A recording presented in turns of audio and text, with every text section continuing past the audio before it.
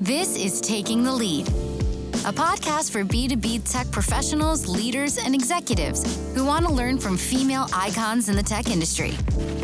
In each episode, host Christina Brady interviews women who are driving revenue for some of the most respected tech companies in the world. Are you ready to get inspired? Welcome to She Sells Radio. I am so excited to bring you a powerhouse guest today who is a seasoned revenue leader in the SaaS space with over 16 years overall experience. She's got 10 plus years in executive leadership as well. And this is something I'm very excited to talk about, how this has tied in with her sales journey. She has a unique background as a musician and an artist. And I know we're going to find some creative approaches that she takes with sales, given that different background. So Christina Brady is my guest. In addition to being a seasoned revenue leader, she is also the host of Taking the Lead podcast and the head of development for an incredible organization called Women in Sales. Christina, welcome to She Sells Radio. I'm so happy to have you here today. My gosh, thank you. I'm so happy to be here. That was such a beautiful introduction. Thank you. I was like, what are you talking about? This sounds great. Well, and you're also a fellow boy mom, which I love. We were talking about that in the pre-chatting because yours is older, right? He's 5. You said 5.5? Yep. Yeah. If I say 5, I get in big trouble. So he's 5.5. Yeah. Very specifically. He is almost 6. Every month counts. How old am I today? I'm like, you're still 5.5, honey. It's like, I'm not 6. I'm like, no. Not you. We were connecting in the pre-chat about it. You said it just gets more and more fun because mine are 9 months and 3.5 years, but you were like, but they're also very gross and it gets more gross. So it gets preparing. It's gross. It begins gross and you're like, this has to be where it peaks. It couldn't possibly get worse. And then it does. And then they keep getting older and they get grosser, funnier, cuter, cooler, more talkative, also more gross. And so we'll see how that evolves. It all balances, right? It's the law of opposites, at least there. Gross, hilarious. You're gross, but you can dress yourself. So I mean, I'll take it. I will take it. It counts.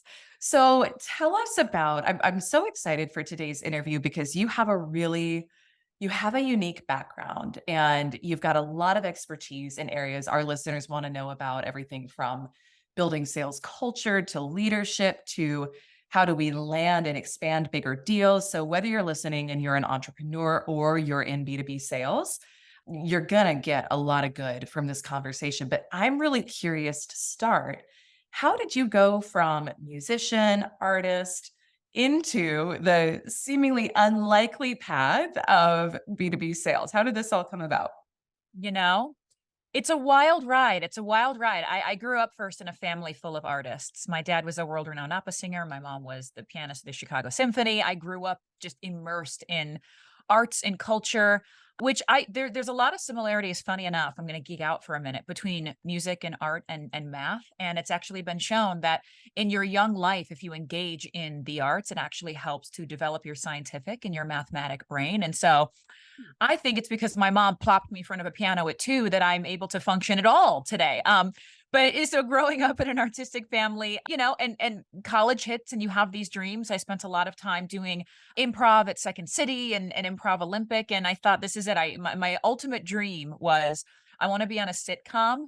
I just loved the idea of that character development and the arc. And it's like, it's not the pressure of being in movies, but I was like, I would love to just have a decent role on a sitcom and just make my way doing that. And then of course you get older and you have bills to pay and life hits and life happens. And I actually got my start. I started working in insurance right out of college for MetLife because I needed a job. I had to pay my bills. And you get to the point where, back in those days, wasn't that long ago, but back in those days, I remember every night, I'd have to go to the office, which was an hour away from where I lived. And 6 to 8 o'clock at night, they'd order us pizza and it was crappy. And they would slam a pile of paper leads down on your desk. And you would sit there from 6 to 8 o'clock and you would just call on old, aging, whole life and universal life policies, trying to convert them, which really means you're calling people in the middle of dinner and then reminding them of their own mortality that is imminent. And then asking if perhaps, given that information and the time of day, they'd like to give you some money. And it didn't go very well. Wow. This was after working on, this is interesting. Yeah. Such a different But I remember days like that, like boiler room. Oh, it's like, yeah, you'd be on the road all day, going to people's houses. And then you'd get back to the office and they're like, you got to be here until at least 8 o'clock at night. But don't worry, there will be pizza. Bad And pizza. Wow. it was bad pizza. And so I learned I love to sell and I loved talking to people. And, you talk a little bit about a creative approach, which we can dive into, but I found a way to get to people by calling out the obviousness of what was happening. Mm. Before they could tell me you interrupted me at dinner, I'd be like, did I interrupt your dinner? They're like, yeah, you did. And I was like, why did you answer? Like,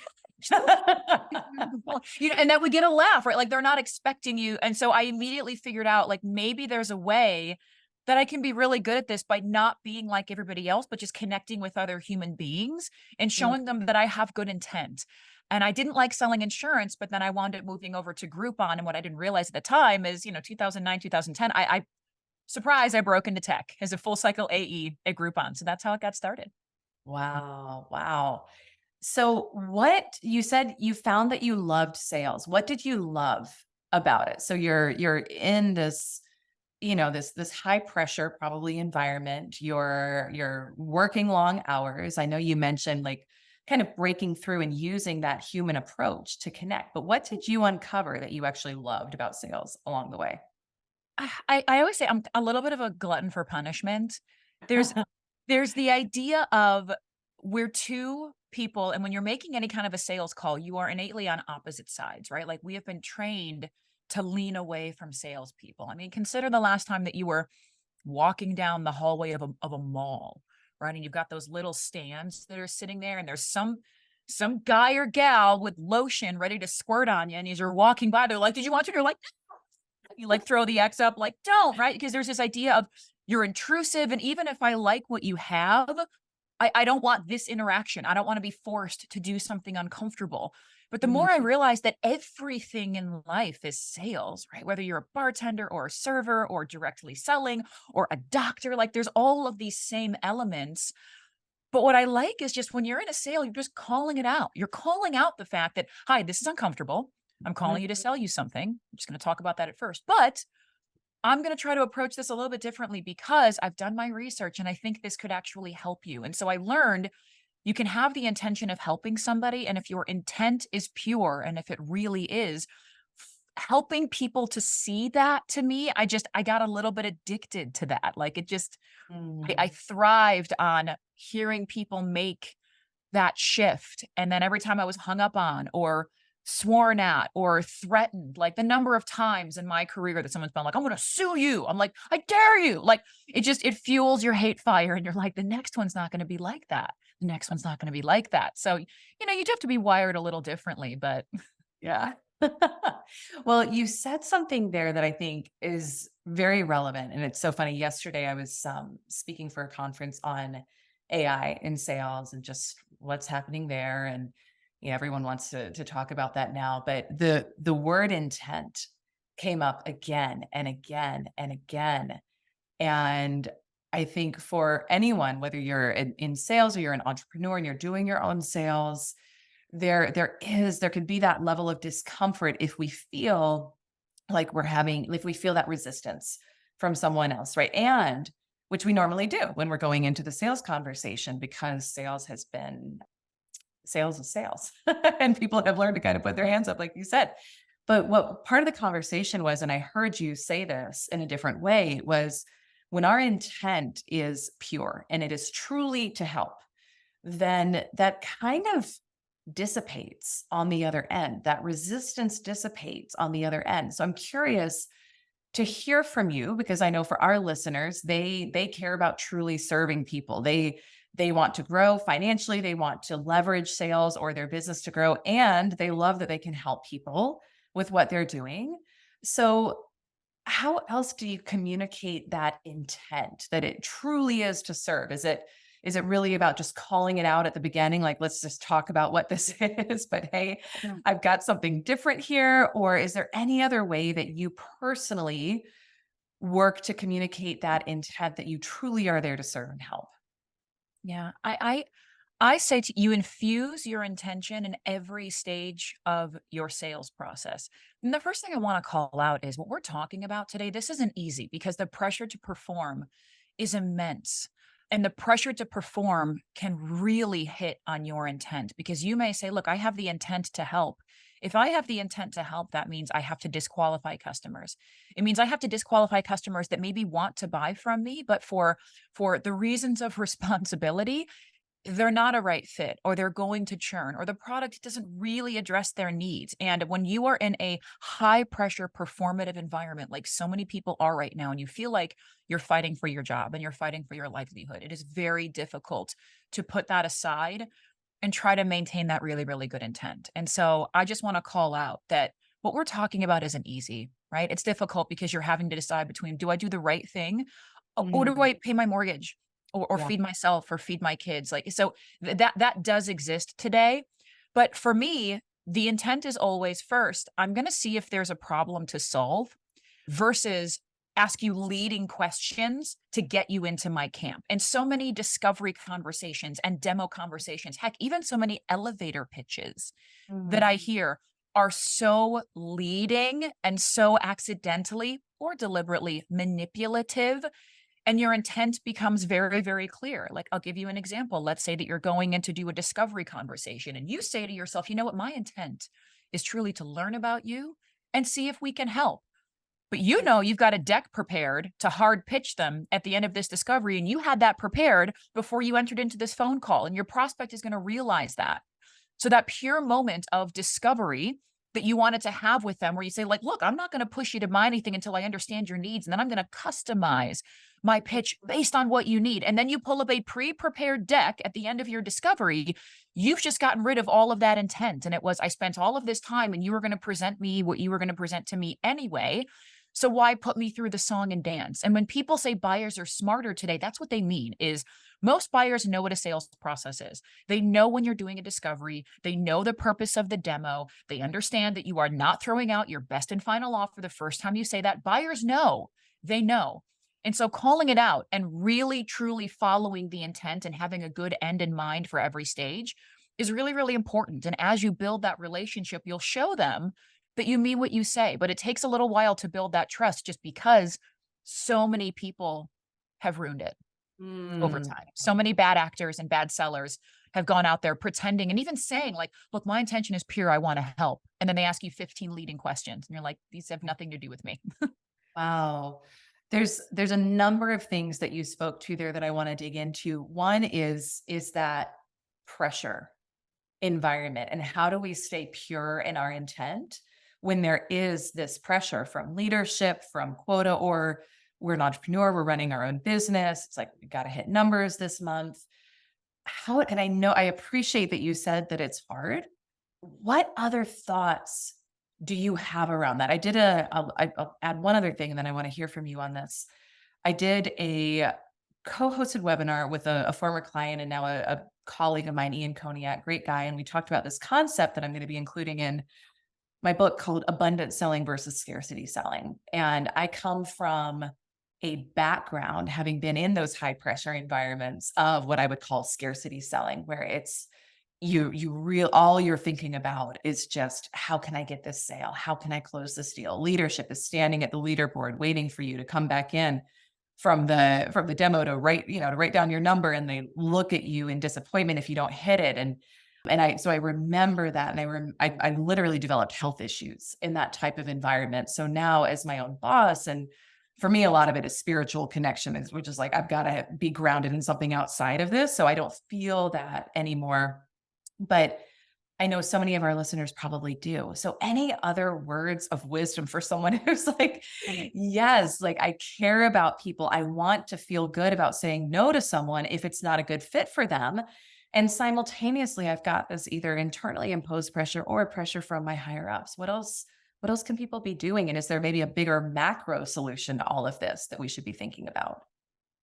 Well, what you're getting, I mean, pressure can crush coal or make diamonds, you know? And so Mm, it's not the pressure that's the bad thing, it's the way that it's applied. So emotionally, and so threateningly. Like in most cases, when I'm talking to sales reps or CSMs or frontline leaders or even other executives, it's not the pressure to perform, it's the pressure of if you don't perform, you're going to lose your job, lose this, get demoted, this, that. So if we start on the macro level, leadership has to learn that you cannot motivate human beings through fear, because on a biological level, fear actually shuts the brain down.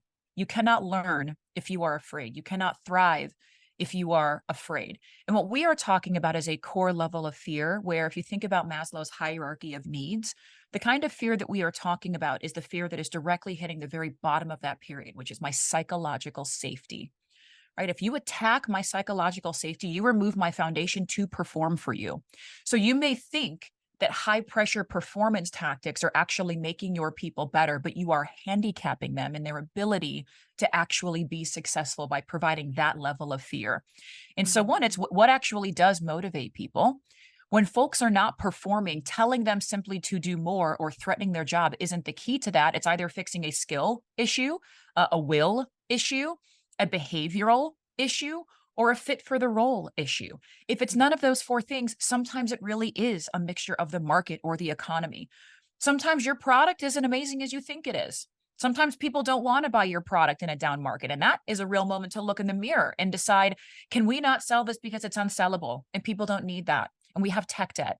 So on the macro level, if you're looking at your organization right now and things aren't going well, guess what? You can look at which of those factors it is and then go do something about it. And the one thing you shouldn't do about it is look at the people who are spending every single day at work building your vision and tell them that if they don't do it more, they're going to lose their job, they're going to lose their livelihood. Now, there's obviously performance issues that should be managed, properly doing performance improvement plans, things like that. But in most cases, a lack of performance, simply saying do more, doesn't get it done. Now, if you're on the front lines and you're hearing this from your leadership and you're feeling this absolute immense pressure, there's a couple of things that you can do. One, you can call out the fact that the pressure is not helping you. You can call out the fact to your direct boss, especially if you trust them, and say, I'm feeling an unbelievable amount of pressure to work. And I want to let you know everything that I'm doing. And I would love your feedback tactically on what I could be doing better, because I don't understand how to translate do more, better, faster right now. So could you give me some real constructive feedback on what I could and should be doing better right now? Force the business to get out of their emotional brain and into their logical brain by always pushing back and asking for documentation on, don't just ask me for more. Don't just threaten my job. What specifically do I need to do? And what support and resources can I expect in that? Do I need to go out and teach myself how to do this? Are you going to spend more time with me? Is this going to be enablement? Is product going to fix this one issue that keeps stopping us from being able to sell that brand new product? Is PMM going to connect with us on better talk tracks and messaging? Things like that. So being able to take what's emotional, recognize that and say, I don't know that that feedback is super helpful, but I want to get better. I want to improve. I don't know any sales rep that doesn't want to make money. I don't. So that motivation is already there. It's just how we motivate people gets lazy when things are stressful. Wow. Okay. That's so good. So helpful. And I love the specifics of what you can say to leadership, which I know is something you speak to about managing up, right?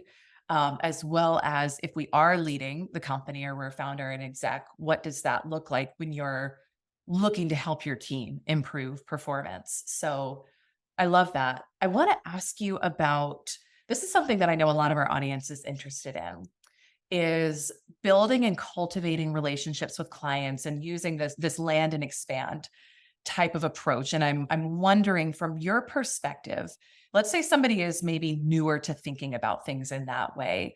What does that mean? What does that look like? And are there ways that you leverage? I'm sure there are, but I want to hear from you, your creativity that you bring from your artistic background or communication skills, which clearly you have a lot of. So what could that look like and how could we stand out in that strategy? The number one, I'm going to say life skill that I learned from being an improv performer for a decade is the most critical thing that you can do to build a relationship is learn how to listen and understand. And the number one thing that you can do to destroy it is not listen and not understand.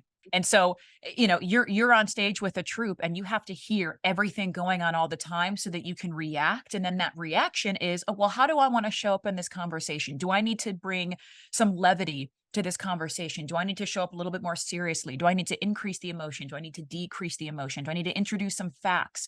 Do I need to help you paradigm shift, right? But if I'm not actively listening, one, human beings know when other human beings are not listening to them. And when somebody isn't listening to you, you don't trust them. And not only do you not trust them, you actively try to avoid them. And so many folks, when they are in a sales environment, neither individual is actually listening to each other because all they're thinking about is what they're going to say next. And if you've ever been to a bad improv show, you can tell when that's happening because what starts to happen is every person on the stage decides they want the laugh. They want to be the funny person, right? And so I'm going to keep finding moments where I can say something funny and get the laugh because I'm egotistical. Whereas the great performers will understand where the joke is and know their place to get the joke, even if that's not them, right? So maybe in this scene, I'm not the person saying the funny thing, but I'm the person that is, the joke's on me, right? Maybe I have to play it straight because I'm recognizing that right now you've got the joke and I'm going to elevate you and give you the joke. And so that right there is kind of that give and take in building a relationship. So the first thing to do is be the person that genuinely listens and then make sure that you understand. So if you ask your prospect a question, listen, show them physical cues that you are listening. And that looks like one thing I always say is show people your hands, right? If I can see your hands, you know that I'm not typing, I'm not writing. Even if I'm taking a note, sometimes if I'm writing something down and you keep talking to me, in your mind, you're like, should I pause? Do you want me to, right? There's that moment where then there's that little bit of trust broken, right? So one, show me your hands. If I'm talking to you and I'm in a real conversation and you're either in a video chat, if you're in person, whatever it may be, how do I show you that I'm actively listening to you? And then when you're done speaking, even if it's just a phone call, it's thank you so much for sharing. Obviously, I want to repeat back what I heard and make sure that I really, really understand so that we can move forward together. So what I heard you say is X, Y, Z. Did I capture all of that? Yeah. Did I miss any of that? Yeah. All right, well, let's talk about how number one is really impacting you, right? So I heard you, and now the conversation is being led by you because I'm taking something that you said, I'm drilling further into that. Now, on my end, I can be doing that for a reason because I want to, via inception, guide you to a place where I'd like you to be in order to have the conversation around this product or service that we want to have. But I want to make sure first that I fully understand what's going on with you. If you set that tone with your customers, they will do it back to you. So it's always this idea of I'm stopping, I'm listening, I'm not interrupting, I'm showing you that I'm listening, I'm pausing. Here's what I heard, right? That starts to build the relationship of, okay, this person's really listening to me. And again, human behavior is when one person leans in, you also kind of lean in, right? Like if you trust, you'll physically start to lean in, right? And so it's that, how do I get people to lean in every single conversation? Then there's gut checking that what you showed them or told them they care about or make sense. So I heard you say that a really big pain that you're having right now is XYZ, and that's showing up like this, like this, like this. And what's hard about that is I know it can be a struggle, but what's good about that is a lot of our customers were experiencing that. So we know that it's solvable if we can agree on the problem. I want to show you something really specific about the product. And I want you to tell me if you understand, one, and two, if you feel like this could actually help, right? So now I'm tying what I'm showing you to what you told me, which again, all of it comes back to, I listened to you. And because I listened to you, I didn't have a preset script that I'm walking you through. You told me something. I'm like, oh, you know what? Hold on, let me pull this off the shelf. That's way more interesting. Then, great. Thank you for sharing all of that with me. It sounds like we can really help you out here. Let me go into my demo and walk you through all of my features. And you've just disconnected everything that you've done. So this idea of storytelling a demo and pulling things out, it all goes back to listening and caring. Amazing. Amazing. You said, and then the irony of this, the part I'm laughing about is I'm literally taking notes while you're talking. And then I go, which is how That trust. We have that trust. I just we know. have that trust. So leading someone to the next step. So obviously this is probably most going to apply when someone is in a longer sales cycle. There's multiple meetings. You talked about kind of guiding someone along that path, but also being very conscious of listening and truly checking in before we guide them. What could that sound like? One of the things I appreciate about what you're saying here, Christina, is like you're giving such good little blurbs that someone could take and apply to their own. I don't like to use the word script, but let's just say their own, their own conversation. I like a script as guardrails, not as handcuffs. Yeah. But you take, so you're very good at these soundbite moments of how can we, of what to say. What could that sound like when we're transitioning someone like to the next step? So let's say we did the discovery, we pulled something specific off of the shelf to help them. I like, let me show you this one part. Does this seem like it would help solve your problem? How would you guide someone to that next step then? I'd love to just hear a little bit more of that from you. Yeah. One thing that I would say is you're obviously spending a lot of time and you don't have a lot of time trying to solve this problem. And you can Mm, solve this problem in one of two ways. You can buy a solution. That's why we're talking. Or you can mm, build a solution. Do you feel like I've told you enough that makes you feel like perhaps buying a solution similar to this? We haven't decided on this yet, but buying a solution similar to this might be the way to go. Right. And so there's this, how do you get these? It's kind of it's a Sandler concept of throughout the sales process. How do you get these small yeses that feel like upfront contracts? And it's giving you permission to continue. Because mm, for me, I always go back to the psychology of how anybody buys literally anything. Like any mhm, decision is made in four ways. One is, do I have a problem? Okay. The second mm, is, do I want to solve that problem? The third is, do I want to solve that problem now? And then the fourth is, do I want to solve that problem with you? mm, And what so many salespeople do because of the pressure to perform is somebody acknowledges, you know what? I have a problem to solve. That's step one. And they say, well, then, boy, do I have a sassy product for you. Right. And we go all the way to step four versus every human being has problems that they aren't going to solve or aren't going to solve now. Like literally every single person. I've had a drippy faucet in my bathroom for 5 years.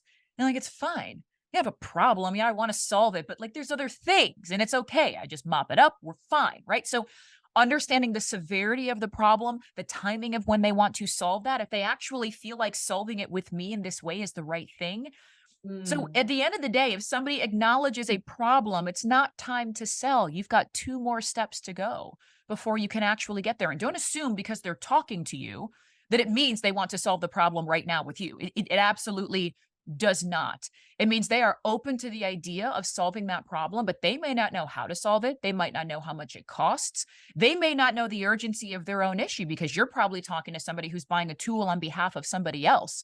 And they're in that early exploratory phase. And the other thing is the kinder the prospect, the harder it is to sell to them, which is a weird thing Mm. to say because kind prospects will yes you the entire way. And they don't know how to cut you loose because they don't want to ruin the relationship that you've built. So Mm. your job is to keep process in mind. How do I make sure that I am guiding them and asking the difficult questions? Have I told you enough to make you want to see a demo of this product, a more in-depth demo of the product? Great. Do you feel like this is enough of a solution where maybe we should start to bring in your leadership? Okay, great. Ask those difficult questions because they don't know your process. They don't know how to buy your technology. You have to guide them. Wow. And how do you said something important there, the kinder the prospect. What do you say? The kinder the prospect, the The more harder it is difficult to sell to them. part of Yeah. this. How do you give people permission to say no? What does that sound like when you're talking to a prospect? Could sound all kinds of ways, right? Mm, The first is if at any point you don't feel like this is a fit, I want you to let me know because your time is too valuable. And I'm going to give you plenty of opportunities to go ahead and let me know that as well. And I want you to feel safe doing that, right? Just telling other human beings that that's okay is a really, really good thing. Now, if you're talking to an HR buyer, an enablement buyer, a learning and development buyer, that usually goes over really well. If you're talking to like a VP of sales or a CRO, you can say, I'll assume that if at some point you don't feel like this is a fit, you'll let me know. Right. mm, So the way that you communicate with folks based on their role and how they're approaching the problem is different, but making no okay is something that I'm a fan of just talking about. Like, hey, no is okay. If this isn't a fit for you, that's all right. We're going to save both of us time. And in fact, if it's not a fit for you, I'm not going to ask you why it's not a fit for you to annoy you and try to overcome your objection. I'm going to ask because I might actually have a product referral for you that is a fit. Right. And mm. so now you've also just bought yourself permission to do the classic, why not? Right. Like you were going to do it anyway. You were going to try to overcome the objection. But now you're saying, like, look, if you tell me no and I have questions, it's not to be obnoxious. It's not to be punitive. It's because maybe I have a referral that can actually help you with that problem that you do need to solve right now. And it's not with us. And then can I just keep in touch with you? Is there any element of this that you think down the road, 3, 6, 9 months, this might be helpful? And if so, I'd love to keep the relationship going. So there's ways throughout the process to, again, it's that creative element of being a human, which feels weird to talk about, but just like, you know what they're thinking. You know what your prospect is thinking. They know, you know, there's this like unspoken thing in every sales conversation. So I'm a big fan of just bringing that to light. And now we all know where we stand, and selling in the light, while it seems difficult, is actually easier than selling in the dark. Ooh, there you go. Mic drop. Done. It's the long game. Everything you do is it's the long game, which I appreciate. I want to ask 2 final questions. This has been so good. So thank you for everything that you've shared. We are, as we record this end of the year, going into a new year, obviously people will be listening to this years down the road as well. But, at the time of us recording this, it's end of 2023. There's so much conversation about what's next in the world of sales. How do we win with AI replacing people's roles and jobs? And there's a lot of different elements there. But what would be one thing that someone listening should be thinking about going into the new year in order to be successful? Are there any parting words of wisdom that you think, just watching how the landscape is evolving and your own lived experience, what parting word of wisdom would you leave people with to be successful moving forward?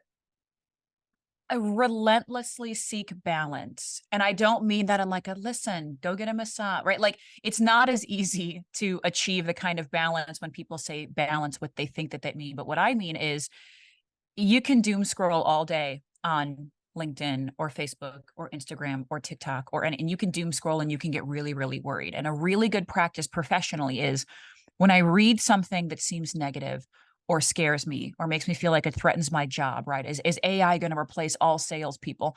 Try to seek out another point of view on it, right? So I just read something that felt like a lot of gloom and doom. I'm going to try to seek out a different opinion on that, right? And a different opinion could sound like, yeah, could AI technology take over all of us? I guess objectively it could.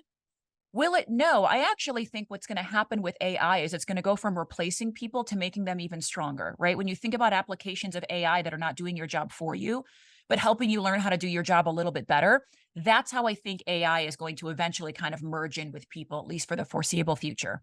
So anytime that you are reading something negative, it is one flash in a pan point in time. And I promise you, there is something else positive that's happening if you seek that out. And so go find something positive, find some good news, and just remember that we are all here today because we've made it through 100% of our hardest days. And like I always say, if it looks dark, you're planted, you're not buried. And so just wait to sprout a little bit and you'll be okay. I love that. I love that. Wow. That's perfect. Christina, tell everyone where they can connect with you. Yeah. So you can find me on LinkedIn. I'm Christina Brady. Happy to connect with all of you. Happy to get to know all of you. Please reach out. I love building relationships and I love helping as much as I love learning. So I'm sure every individual that reaches out to me, I have something incredible that I can learn.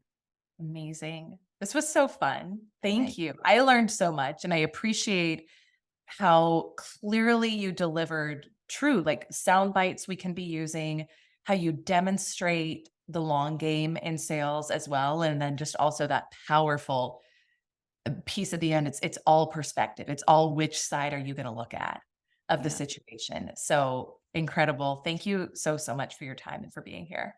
Thank you for having me. This was wonderful. Thank you. Amazing. To you, my listener, I know you got so much out of this episode. I did. I was taking notes the whole time, and I learned a lot too. So please go connect with Christina. We'll link her information in the show notes. As always, thank you so much for being a listener of She Sells Radio, and I'll see you on our next episode. Bye for now. Thanks for joining us on this episode of Taking the Lead. If you're looking for more inspiring stories from women leaders in B2B tech, then visit us at motionagency.io/takingthelead.